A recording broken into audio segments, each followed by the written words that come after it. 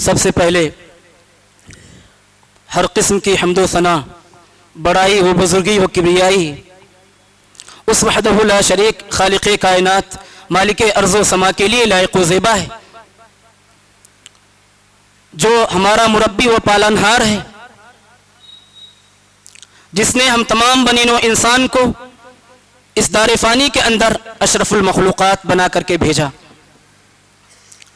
بعدہ درود و سلام کے پھول نشاور ہوں بالعموم تمام نبیوں پر، تمام رسولوں پر، بالخصوص نبی آخر الزماں تاجدار مدینہ سرور کونین احمد مجتبی محمد مصطفیٰ عربی صلی اللہ علیہ وسلم پر، ان کی آل و اصحاب پر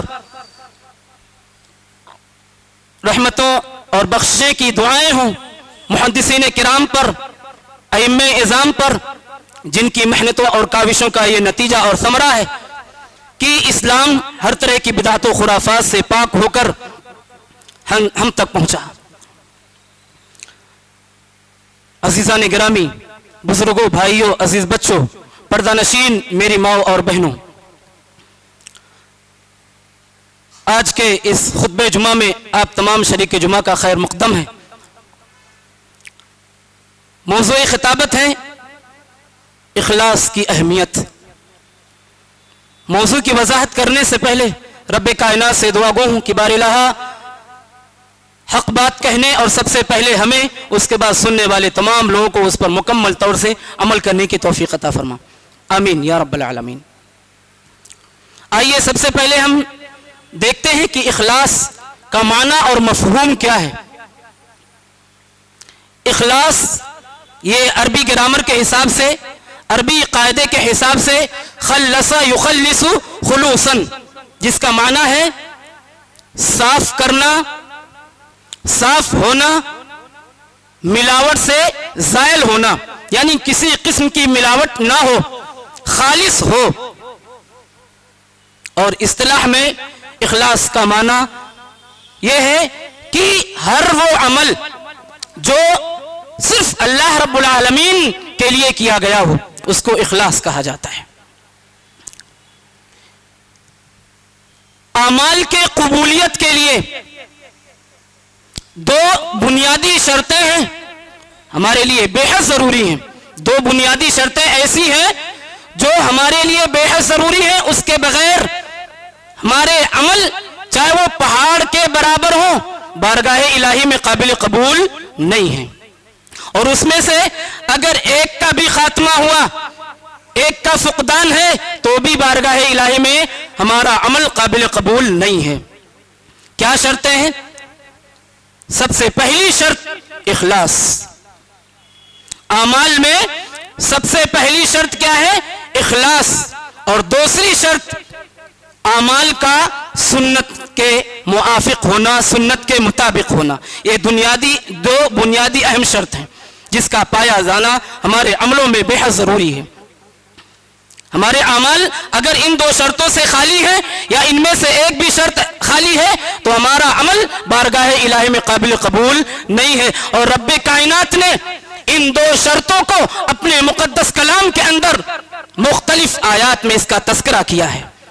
بندے ناچیز نے خطبہ مسنونہ کے بعد دو آیتیں آپ کے سامنے تلاوت کی ہیں، آئیے دیکھتے ہیں۔ سب سے پہلی آیت سورۃ الکہف پارہ نمبر 16 آیت نمبر 110۔ اللہ رب العالمین نے ارشاد فرمایا، اعوذ باللہ من الشیطان الرجیم فمن کان یرجو لقاء ربہ فلیعمل عملا صالحا ولا یشرک بعبادۃ ربہ احدا، کہ جو شخص اپنے رب سے ملاقات کی امید رکھتا ہو، جو شخص اپنے رب سے ملاقات کا تمنا رکھتا ہو، آرزو رکھتا ہو، فلیعمل، تو چاہیے کہ وہ عملاً صالحا، صالح عمل کرے، اچھا عمل کرے، نیک عمل کرے، ولا یشرک بعبادت ربہ احدا، اور اپنے رب کی عبادت میں کسی کو شریک نہ کرے، کسی کو پارٹنر نہ بنائے۔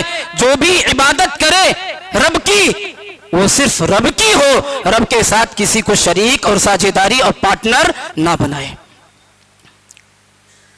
اس آیت میں دونوں شرطیں پائی گئیں۔ دوسری آیت دیکھتے ہیں सूरत मुल्क पारा नंबर 29 आयत नंबर 2 के अंदर अल्लाह रब्बुल आलमीन ने इरशाद फरमाया, अऊज़ु बिल्लाहि मिनश शैतानिर रजीम, अल्लज़ी खलक़ल मौत वल हयात लियब्लुवकुम अय्युकुम अहसनु अमला व हुवल अज़ीज़ुल गफूर, कि जिसने मौत और जिंदगी को पैदा किया।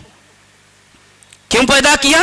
लियब्लुवकुम, ताकि तुम्हारी आजमाइश ले, तुम्हारा इम्तिहान ले, तुम्हारी जांच और पड़ताल करे। किस चीज का? लियब्लुवकुम अय्युकुम अहसनु अमला, कि तुम में से कौन शख्स है जो सबसे अच्छा अमल करता हो। अहसन ये अरबी ग्रामर के हिसाब से इसमें तफसील है। अहसन सबसे अच्छा अमल, अच्छा नहीं सबसे अच्छा अमल, सबसे बेहतर अमल कौन करता है, उसकी अल्लाह रब्बुल आलमीन आजमाए, उसको उसकी आजमाइश ले, उसका इम्तिहान ले, उसकी जांच और पड़ताल करे। वह हुवल अजीजुल गफूर, और वो गालिब बख्शने वाला है। दोनों आयतें हमने सुन ली। दोनों आयतों में इखलास भी पाया गया और अमल सुन्नत के मुताबिक भी पाई गई। एक मशहूर और मारूफ आबिदो जाहिद हजरत फुज़ैल बिन अयास रहमहुल्लाह इस आयत की तफसीर में लिखते हैं कि सबसे अच्छा अमल यानी सबसे दुरुस्त और खालिस अमल। लोगों ने अर्ज किया कि सबसे अच्छा अमल और दुरुस्त तरीन अमल ये क्या है? फुज़ैल बिन अयास रहमहुल्लाह ने कहा कि अमल जब खालिस अल्लाह रब्बुल आलमीन के लिए हो, तवज्जो की जरूरत, अमल जब खालिस अल्लाह रब्बुल आलमीन के लिए हो लेकिन दुरुस्त ना हो तो वो अमल अल्लाह की बारगाह में काबिल कबूल नहीं है। पहला नुक्ता। दूसरा नुक्ता, दुरुस्त अमल में इखलास हो, अमल दुरुस्त हो लेकिन खालिस अल्लाह रब्बुल आलमीन के लिए ना हो, खालिस अल्लाह रब्बुल आलमीन के लिए ना हो, यानी अमल दुरुस्त हो, सुन्नत के मुताबिक हो लेकिन इखलास ना हो तो भी अल्लाह रब्बुल आलमीन के यहां काबिल कबूल नहीं है। समझ में आई बात? कि अमल में इखलास हो लेकिन दुरुस्त ना हो तो भी अल्लाह रब्बुल आलमीन के यहाँ काबिल कबूल नहीं है, लेकिन अमल दुरुस्त हो और इखलास ना हो तो भी अल्लाह रब्बुल आलमीन के यहाँ काबिल कबूल नहीं है। ये दो नुक्ते फुज़ैल बिन अयास रहमहुल्लाह ने अल्लज़ी खलक़ल मौत वल हयात लियब्लुवकुम अय्युकुम अहसनु अमला की तफसीर में लिखते हैं। इन दोनों आयतों की तफसीर से पता चला कि हमारे आमाल में इखलास भी पाया जाना जरूरी है और दुरुस्त भी पाया जाना जरूरी है। इखलास वो है जो खालिस अल्लाह रब्बुल आलमीन के लिए किया गया हो और दुरुस्त वो है जो सुन्नत के मुताबिक अमल किया गया हो। अमल में इखलास है लेकिन सुन्नत के मुताबिक नहीं तो अल्लाह रब्बुल आलमीन के यहाँ काबिल कबूल नहीं। अमल दुरुस्त है लेकिन इखलास से खाली है तो भी अल्लाह रब्बुल आलमीन के यहाँ काबिल कबूल नहीं है। पता चला कि दो जो बुनियादी शर्तें हैं, इखलास और दुरुस्त यानी सुन्नत के मुताबिक अमल का होना कंपलसरी और जरूरी है। इखलास ये इबादत की रूह है। सारी इबादतें इसके बगैर यानी इखलास के बगैर बेजान है, मुर्दा है। लेकिन अफसोस आज इस्लामी मुआशरे में एक तायराना नजर डाला जाए तो महसूस ऐसा होता है कि आज इखलास मुकम्मल तौर से कुल्ली तौर पर खत्म हो गया है। एक नमाजी का उसकी नमाज में इखलास नहीं, एक मुदर्रिस का उसके तदरीस में इखलास नहीं, एक मुलाजिम का उसकी मुलाजिमत में इखलास नहीं, एक जिम्मेदार का उसकी जिम्मेदारी में इखलास नहीं। गर्ज ये कि किसी भी शख्स की जिम्मेदारी इखलास के साथ वो अपनी जिम्मेदारी को निभाता नहीं है, इल्ला ये कि जिसको अल्लाह रब्बुल आलमीन तौफीक दे। पता ये चला कि हम अमल तो कर रहे हैं लेकिन इखलास से खाली है।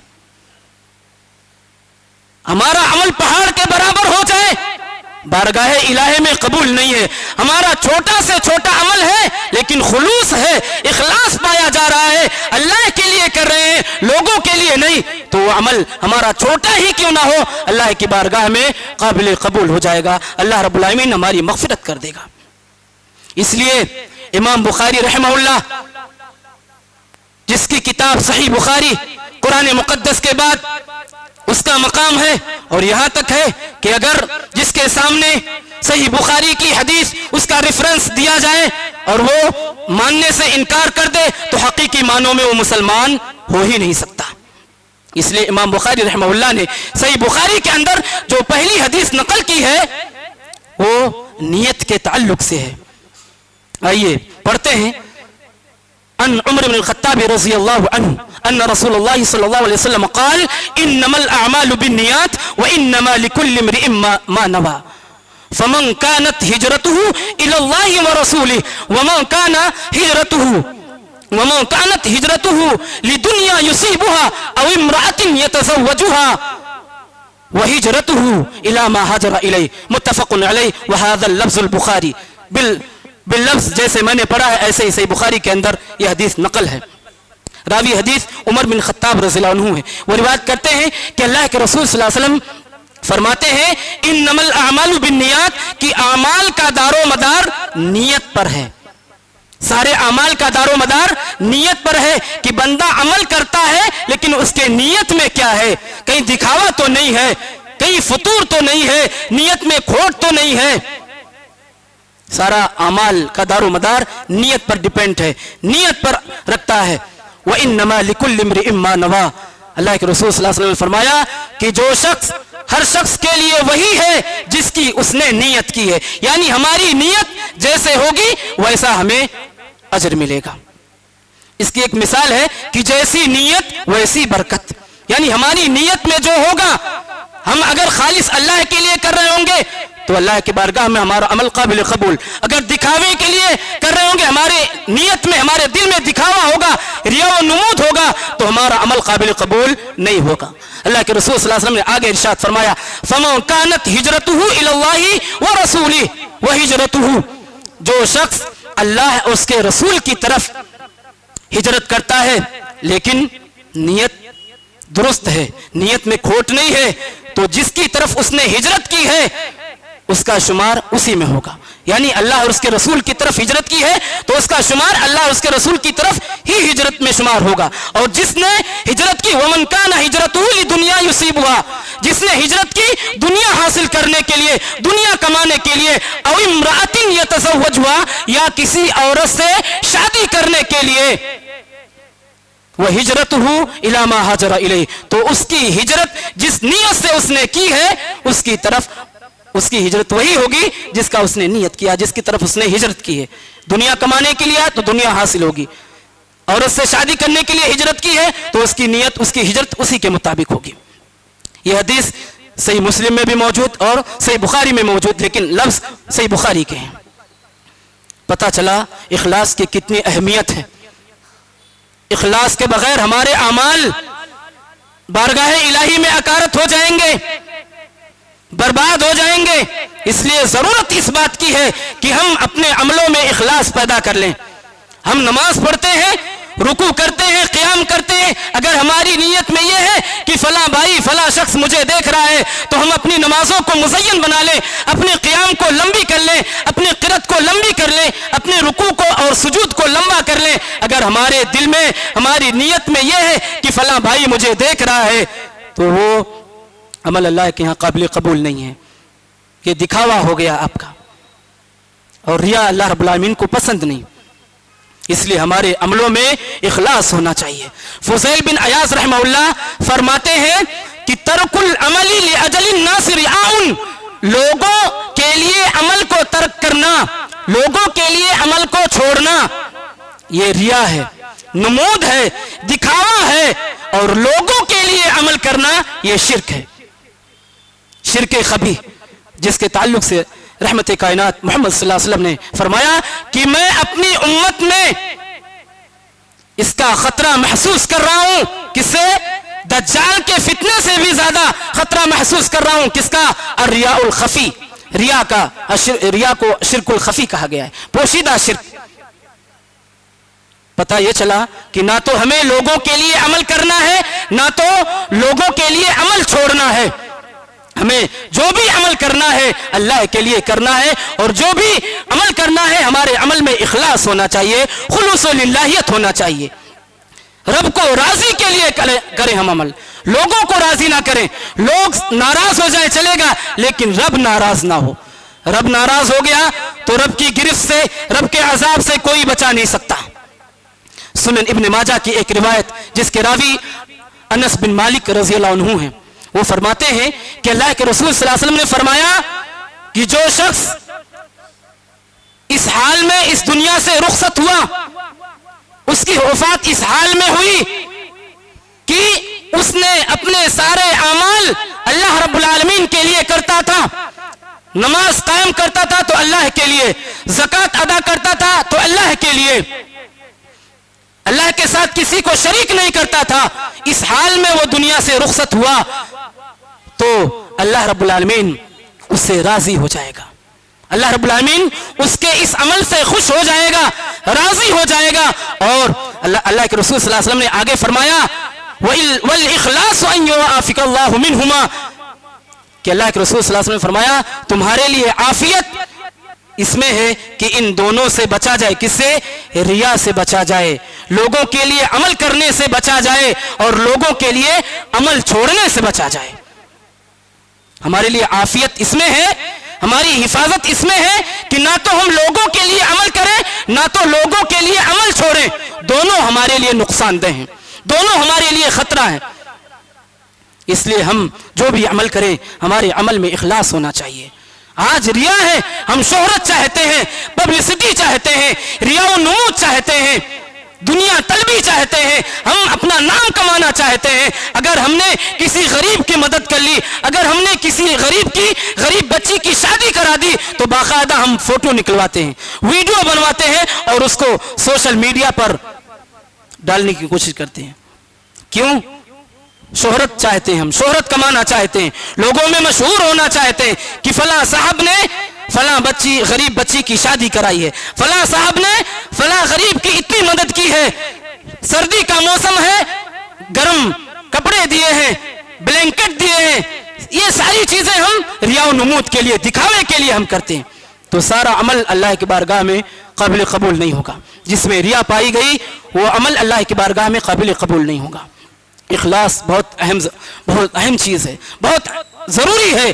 اخلاص کا فائدہ آپ نے سنا کہ اللہ رب العالمین ایسے شخص کو معاف کر دے گا، ایسے شخص سے راضی ہو جائے گا جس نے اپنے عمل کو خلوص و للہیت کے ساتھ اللہ کے لیے کیا ہوگا. آج ایک قاری قرآن ہے جو پڑھتا ہے اس لیے کہ لوگ اس سے کہیں کہ بہت اچھی آواز والا ہے، بہت اچھی قرأت والا ہے. ایک عالم ہے، وہ لوگوں کے سامنے دین اسلام کی تبلیغ اس ناحیے سے کرتا ہے کہ لوگ اسے بہت بڑا عالم کہیں، بہت بڑا جانکار کہیں، اس نیت سے وہ علم پھیلاتا ہے. تو اللہ کی بارگاہ میں ایسے لوگوں کے لیے دردناک عذاب ہے، سخت عذاب تیار کر رکھا رب کائنات نے. ایک مجاہد جہاد میں اس لیے اترتا ہے، جنگ میں اس لیے اترتا ہے کہ لوگ اسے بہادر کہیں، شجاعت کہیں کہ بہت بہادر شخص ہے. اس کے نیت میں یہ ہے، اس کے دل میں یہ ہے تو وہ شہید میں، شہداء میں شمار نہیں ہوگا. اس کا شمار ریاکاری میں ہوگا، دکھاوے میں ہوگا. کیوں؟ کیونکہ جنگ میں اس لیے اترا ہے، جہاد میں اس لیے گیا ہے کہ لوگ اسے بہادر کہیں، شجاعت کہیں کہ بہت بڑا بہادر ہے، بہت طاقت والا ہے. اور لوگ صدقہ و خیرات اللہ کی راہ میں اس لیے کرتے ہیں کہ لوگ انہیں سخی کہیں. اگر یہ ہمارے دل میں ہے تو یاد رکھیے میرے بھائیوں، اللہ کی بارگاہ میں ہمارا کوئی بھی عمل قابل قبول نہیں ہوگا. آپ کھجور کے گٹھلی کے برابر اللہ کی راہ میں خرچ کریں، آپ کے دل میں خلوص ہونا چاہیے، اخلاص ہونا چاہیے کہ اللہ رب العالمین ہمارے اس عمل سے راضی ہو جائے. اور یاد رکھیے امت مسلمہ کے لوگوں، ہمارے کس چھوٹے سے عمل سے رب راضی ہو جائے اور ہمارے سارے گناہوں کو ختم کر دے، مٹا دے، ہماری مغفرت کر دے، نہیں بتا سکتے ہم. اور ہمارے کس عمل سے جس کو ہم معمولی سمجھ رہے ہیں، جس کو ہم معمولی گناہ سمجھ رہے ہیں، رب ہم سے ناراض ہو جائے. ہم تہجد گزار ہیں، رات میں اٹھ کر قیام کرنے والے ہیں. جب ساری دنیا سوتی ہے ہم اٹھ کر عبادت کرتے ہیں، رب کے قریب ہوتے ہیں، صدقہ و خیرات میں سب سے آگے ہیں. زکات میں سب سے آگے ہیں، یعنی ساری نیکیوں میں سب سے آگے ہیں، لیکن ہمارے کس معمولی سی گناہ سے، کس چھوٹی سے گناہ سے جس کو ہم اور آپ معمولی سمجھ رہے ہیں، رب ناراض ہو جائے، ہمارے سارے اچھے اعمال پر پانی پھیر دے، اکارت ہو جائے، برباد ہو جائے اور ہمارا ٹھکانہ جہنم ہو جائے، نہیں بتا سکتے ہم۔ اس لیے ہم گناہ کو معمولی نہ سمجھیں اور نیکی کو معمولی نہ سمجھیں، نیکی میں سبقت کریں، گناہوں سے بچیں اور جو بھی عمل کریں خلوص و للہیت کے ساتھ کریں، اخلاص ہو ہمارے عملوں میں اخلاص رہا اور ہمارا عمل سنت کے مطابق رہا، سنت کے موافق رہا، درست رہا، تو انشاءاللہ الرحمن ہمارا ہر چھوٹا سے چھوٹا عمل بارگاہ الہی میں قابل قبول ہوگا۔